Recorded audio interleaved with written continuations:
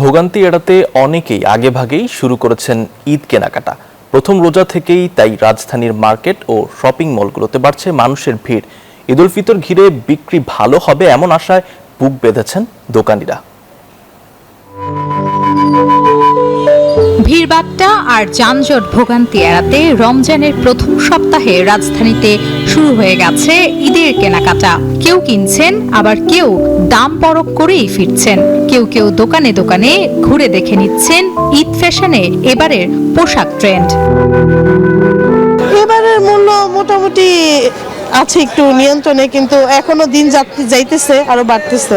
শুধু জামা কাপড়ে একটু ব্যতিক্রম, যেমন পাকিস্তানিগুলা এখন আগের তুলনায় একটু ভালো, অনেক নতুন ভ্যারাইটি চলে আসছে। জুস রাখতে আমার পছন্দ স্টাইলিশ ও ফুড গ্রেড আরএফএল চক। জুস রাখার জোশ চক। চারদিকে ঈদ ঈদ আমেজ। পছন্দ মতো জামা, জুতা, আনুষঙ্গিক কেনা শুরু হয়ে গেছে।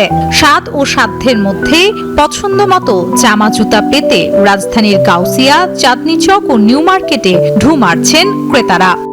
পাকিস্তানি ড্রেস তো এমনি সচরাচর ভালোই লাগে, তারপরও মনে হলো রিজনেবলের মধ্যেই পাইলাম। এখানে ব্যবসা ভালো হচ্ছে, রাস্তায় আমাদের অনেক বেচাকেনা ভালো হচ্ছে আজকে। ব্যতিক্রম তেমন একটা না, কেনাকাটা অলরেডি হয়ে গেছে।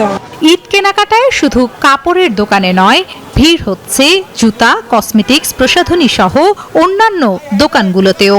ঈদ উল ফিতর ঘিরে বেচা বিক্রি ভালো হবে এমন আশায় বুক বেঁধেছেন দোকানিরাও। আসন্ন ঈদ উল ফিতরকে কেন্দ্র করে রাজধানীর মার্কেটগুলো জমে উঠেছে।